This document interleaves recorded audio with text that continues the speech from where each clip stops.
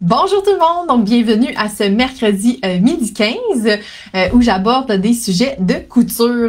Aujourd'hui, on va parler de couture, mais surtout de style, parce que dans le fond, j'aborde la question là, est-ce que créer sa garde-robe soi-même, est-ce que c'est une bonne idée? Donc, ça paraît peut-être un peu étrange comme question, mais vraiment, c'est une question que je me pose parce que j'ai beaucoup d'élèves qui viennent dans mes cours de couture, puis sont vraiment là, animés par la passion de vouloir coudre leurs vêtements.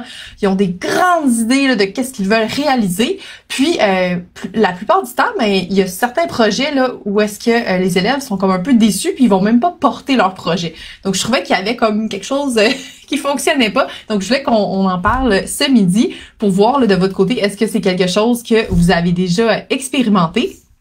Donc, je vais vraiment vous partager, dans le fond, mon point de vue. Est-ce que créer sa propre garde-robe, est-ce que c'est comme la réalisation d'un rêve ou est-ce que ça vire parfois au cauchemar? Donc, vraiment, là, on va pouvoir échanger là-dessus aujourd'hui.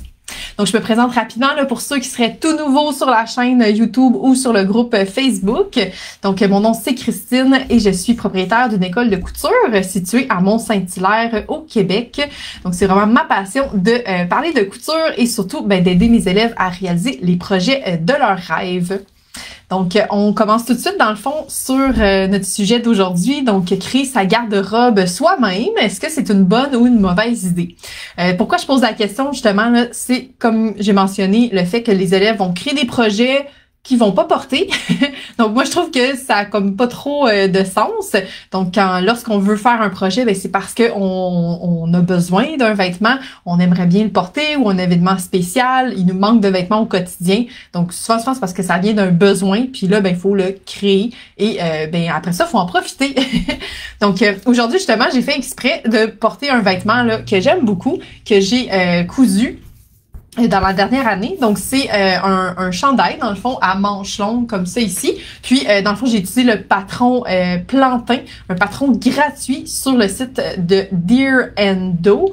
Donc, je mettrai là, les inscriptions, les informations dans les commentaires. Donc, vraiment, là, ce patron-là, super facile à coudre, avec un tissu là, French Terry, vraiment confortable. Donc, lorsque j'ai choisi mon projet, j'ai vraiment là, choisi pour pouvoir porter ce vêtement-là le plus souvent possible, avec la saison froide là, qui s'annonçait. Mais je trouvais ça intéressant d'avoir les manches longues. Donc, c'est ça. Moi, quand je couds des vêtements, j'essaie le plus possible de les porter. Mais ça n'a pas toujours été le cas. Puis, j'ai passé là, par toutes les erreurs possibles et imaginables. Parce que c'est vraiment ça, hein, la passion de la couture, ça nous prend. Puis on dirait là qu'on a le goût de faire plein de projets, mais qui nous amènent un peu à gauche puis à droite. Puis c'est pas nécessairement le côté pratique du résultat, hein, d'avoir ce vêtement-là qui va nous influencer dans nos décisions. Donc on a souvent, là, on fonctionne par coup de cœur, on est comme spontanément attiré par un certain projet. Bon, qu'on le réussit ou qu'on l'aime après, souvent c'est ça, ça a l'air d'être vraiment secondaire dans notre choix. Donc, c'est un peu malheureux, je trouve, parce qu'on met beaucoup d'efforts et beaucoup d'heures dans ces projets-là. Donc, on va regarder ça un petit peu ensemble aujourd'hui. Puis, je trouvais ça le fun. C'était comme un sujet à controverse de est-ce que c'est bien de faire sa garde-robe ou pas. Donc, tout de suite, dans le fond, je voulais aborder dans le fond, les erreurs les plus fréquentes que je vois justement là vraiment souvent chez mes élèves et que j'ai passé aussi à travers ça. C'est de pas connaître son style, donc de pas savoir qu'est-ce qui nous va bien, qu'est-ce que j'aime porter, puis au final, c'est ça, de se laisser un petit peu avoir à droite ou à gauche de tel nouveau patron, ça a donc l'air le fun, tout le monde, c'est le plus populaire ces temps-ci, là, faut absolument que je le fasse, mais sans se poser nécessairement des questions de dire est-ce que je porte ça? Cette jupe, par exemple, jupe crayon serrée près du corps, est-ce que j'aime ça porter ça ou je suis quelqu'un d'actif qui a besoin de bouger puis que finalement je vais jamais la porter cette jupe-là. Donc c'est toutes ces questions-là, je trouve vraiment important d'aborder. Donc, justement, une petite anecdote, lorsque j'ai commencé à faire mes vêtements, au tout début, là, j'étais tellement passionnée par comprendre le côté 3 dimensions d'un vêtement, lorsqu'on met la manche, comment ça fonctionne. Vraiment, là, c'était comme une passion dévorante de mon côté. Je passais là, mes nuits, je terminais vers minuit de coudre. C'était vraiment super, c'était vraiment motivant.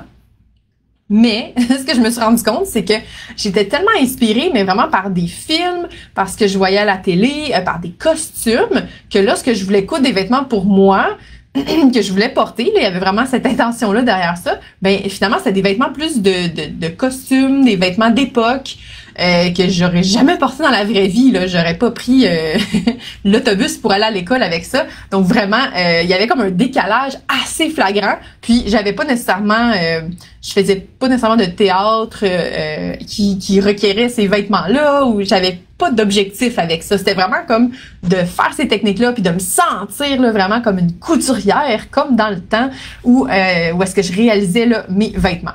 Donc c'était un petit peu étrange. Puis c'est vraiment maintenant là, que je réalise un peu là, l'espèce de différence entre ce que j'aimais faire et ce que je faisais, là, à quoi ça servait. Donc vraiment, il y avait vraiment comme c'est ça, ma passion a pris le dessus, puis j'arrivais pas à nécessairement voir le résultat et pourquoi je faisais ça. Donc je faisais vraiment des vêtements, c'est ça, historiques d'époque. J'avais beaucoup de plaisir à faire ça. J'ai quand même pu porter une de mes robes que j'avais fait, une robe vraiment d'époque là, des années 1800. Puis j'ai pu la porter parce que ben j'étais guide dans un musée, donc ça marchait pour ça. Mais dans la vraie vie, je ne portais pas ces vêtements-là. Puis c'était plate un peu parce que c'était quand même du temps et du tissu un peu gâché parce que j'avais pas d'occasion pour porter ces vêtements-là. Donc, je sais pas si de ton côté, de votre côté, ça vous est arrivé aussi d'avoir des vêtements là qu'on fait, mais que finalement, on comprend pas trop pourquoi on les a fait parce que ben on les porte tout simplement pas. Donc ça, c'était ma grande erreur parce que dans le fond, je voulais tellement... j'avais mon image de couturière, de designer, je voulais être unique. Mais tu sais, unique, oui, je comprends, on peut personnaliser nos vêtements, mais là, c'était comme trop original. Puis tellement, pour moi, dans le fond, au final, j'étais plus quelqu'un qui aimait porter des vêtements plus standards, si je peux dire, quelque chose qui était à mon goût, mais qui ne sortait pas tant que ça de l'ordinaire. Donc ça, c'était quelque chose que j'ai appris avec les années à me connaître, puis à comprendre que de pas me laisser tenter par quelque chose qui était juste comme trop génial au niveau de la technique de couture, parce que j'aime beaucoup apprendre des nouvelles techniques, mais que si je voulais le porter, ben j'étais mieux de choisir quelque chose qui était dans mon style, qui fonctionnait avec ma garde-robe que j'avais déjà. Donc ça, c'est la première chose. Puis aussi, deuxième chose, je pense que ça a dû arriver à tout le monde, toutes les couturières. Dans le fond, je me laissais tenter. Là, j'allais au magasin, là, puis je me laissais inspirer. Là. Puis là, je trouvais des tissus, vraiment, j'étais là, ah oui, ce tissu-là, il est vraiment beau. Plus, il est pas cher, je vais m'en acheter plein, je vais me faire une robe, j'avais vraiment, là, comme si j'avais une maison de couture, haute couture en France. Puis j'étais vraiment lancée. Là. Donc ça, c'était vraiment une drôle d'ambiance parce que oui, c'était comme vraiment intéressant, c'était passionnant, mais à chaque fois, j'ai accumulé du tissu à n'en plus finir, puis vraiment, à chaque fois, ben là, je me suis dit, j'ai pas le choix, là, je l'ai acheté, je me sentais coupable, fallait que je l'utilise pour faire des projets, mais ça convenait pas du tout à des vêtements que j'aimais porter dans ma garde-robe. Donc, certains élèves aussi, des fois, ça arrive là de « Ah oui, j'ai tel tissu, je pourrais me faire une robe. » On voit à travers, donc ça marchera pas. C'est un tissu de rideau. Donc, tu sais, des fois, l'adéquation entre ce qu'on a en tête, ce qu'on veut faire et qu'est-ce qu'on a sous la main, ben ça marchait pas. Donc ça, c'est vraiment les erreurs les plus fréquentes que je vois là. Choisir un tissu parce qu'on a un coup de cœur, choisir un patron parce qu'on pense que ce style-là, là, c'est vraiment ça qu'on veut coudre. Donc, ça a été vraiment tout un apprentissage. Puis, ça a l'air peut-être plus critique, hein, j'ai l'air très critique de mes choix de projet, mais c'est parce que c'est tellement plaisant lorsqu'on peut porter nos vêtements qu'on coud que ça m'a fait vraiment tout réviser, là, tu sais, reprendre du début mes choix en couture. Puis, ben, je pense que là, maintenant, ça va très bien.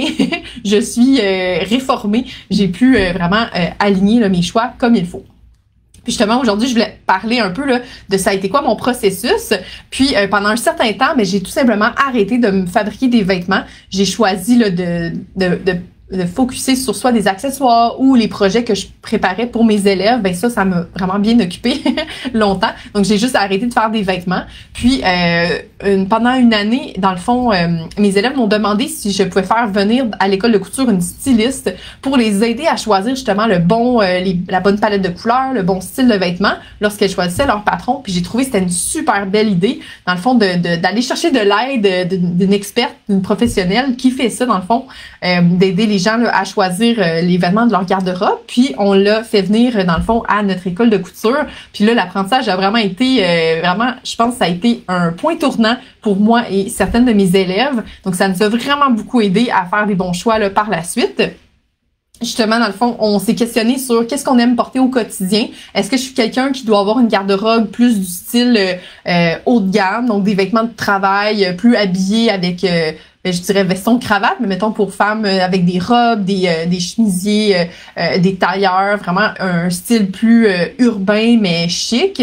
Ou est-ce que moi mon style de vêtements c'est plutôt loungewear, donc des vêtements confortables, décontractés. Est-ce que je suis quelqu'un qui est vraiment actif puis qui fait un travail qui demande de bouger beaucoup, donc est-ce que j'ai besoin de plus de vêtements que je pourrais dire plus sportifs, plus décontractés pour ça. Donc on s'est vraiment questionné là-dessus pour savoir c'est ça, c'est quel style de garde-robe on a besoin, parce qu'au final chaque personne est différente, puis on n'a pas besoin nécessairement d'avoir tout le monde a besoin d'un tailleur, tout le monde a besoin d'une chemise. Ben non, ça a pas c'est pas nécessairement efficace pour tout le monde d'avoir une garde-robe standard. Donc c'est vraiment de se concentrer sur nous, qu'est-ce qu'on porte le plus souvent. Puis ça a vraiment changé ma vision des choses, c'est de se choisir dans le fond une palette de couleurs, de dire qu'on va avoir des vêtements là, qui sont plus de base, donc qui ont pas de style particulier, mais vraiment comme par exemple une camisole, un t-shirt, des choses comme ça, un pantalon, donc avoir des vêtements de base, mais aller chercher comme notre palette de couleurs là-dedans. Donc par exemple dans mon cas, j'ai vraiment choisi une palette de couleurs qui était plutôt dans les rosés, le rose vintage là, ça c'est vraiment ma couleur cette année. Bon, je pense que ça fit avec ça fonctionne bien avec mon école qui s'appelle le bac rose, mais vraiment, j'aimais ça, des roses doux, certains bleus aussi. Donc, on a pu regarder avec notre teint aussi, qu'est-ce qui fonctionnait mieux. Parce que beaucoup d'élèves vont souvent acheter un tissu, vont dire, ah oui, ça fonctionne pour ce projet-là, vont le coudre, vont le mettre sur eux, puis on va dire, ben non, c'est pas la couleur qui me va, ça marche pas du tout. Tandis que s'il avait fait le vêtement dans une autre couleur, ben là, il l'aurait adoré. Donc, c'est vraiment ça, là, dans le fond, la différence entre se lancer vraiment tête baissée dans un projet ou prendre un petit pas de recul puis vraiment analyser qu'est-ce qui va nous faire le mieux. Donc, j'ai parlé de la palette de couleurs aussi. Est-ce qu'on aime les motifs? Est-ce que, comme moi ici, le rayé, j'aime beaucoup ça. Donc, est-ce que j'en ai besoin dans ma garde-robe? Est-ce que j'en ai trop déjà?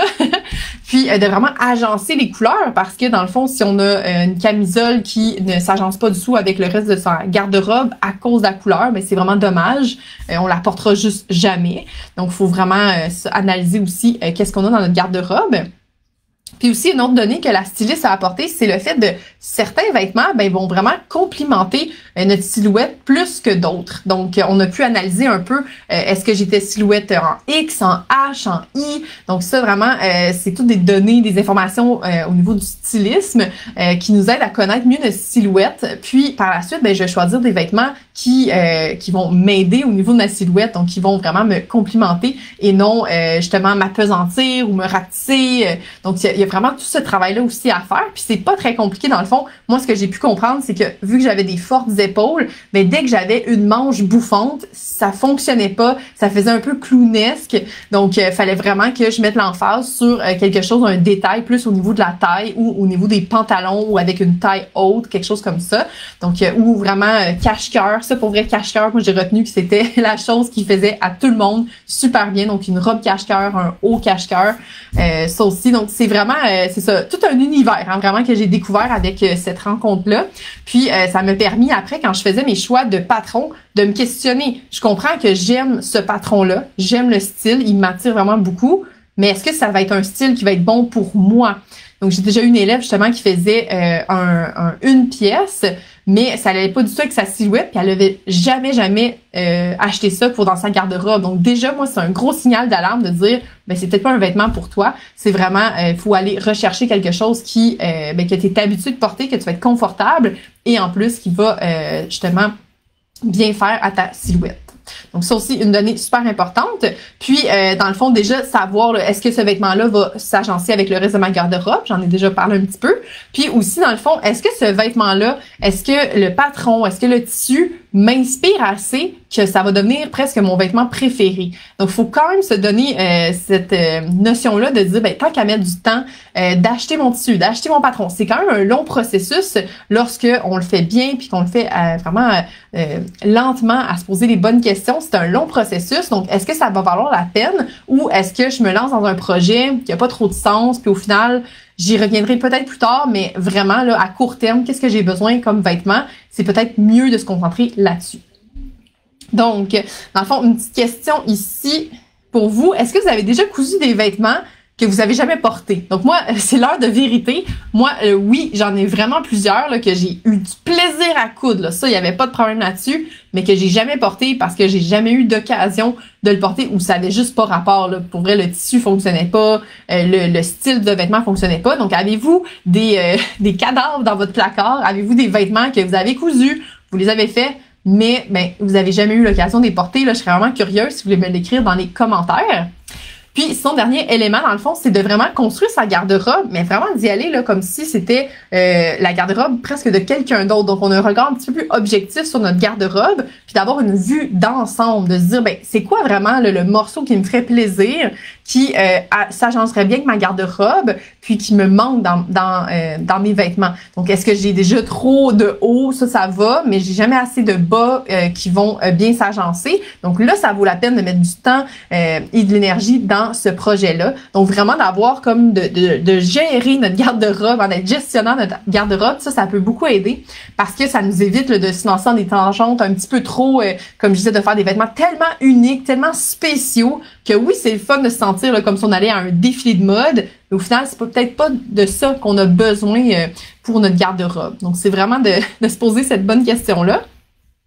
Puis, de justement, quels vêtements aussi j'aurais tendance à aller acheter présentement, mais que je peux très bien coudre. Donc, des fois, c'est juste de faire la transmission entre... d'habitude, je serais allée acheter ce t-shirt-là, j'ai besoin d'un t-shirt noir basic, mais finalement, pourquoi pas le coudre, parce qu'une fois je vais savoir le coudre, là, je peux en avoir un noir, je peux en avoir un blanc, un beige, je peux aller complémenter ma garde-robe et avoir un patron que j'aime et que j'utilise là, couramment. Donc ça aussi, ça peut être super intéressant d'avoir, c'est ça, sa banque de patrons qui dit, ça dirige vraiment les bases de ma garde-robe, puis par la suite, si j'ai besoin d'un petit vêtement là, plus spécial, là, je vais aller le chercher en extra ou c'est peut-être lui que je veux mieux coudre, mais c'est ça, de pas partir là, un peu partout, de vraiment bien structurer sa garde-robe. Un peu là comme je peux comparer ça quand on fait notre inventaire là, dans notre garde-manger, est-ce que j'ai un petit peu de tout? Ah non, il manque les choses essentielles, peut-être me concentrer là-dessus avant d'aller chercher l'épice spéciale là, qui va être utilisée de temps en temps, mais pas tant.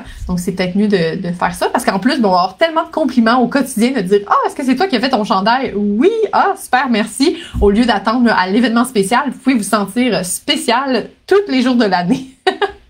Bon, donc dans le fond, c'est déjà tout pour aujourd'hui pour ma petite capsule.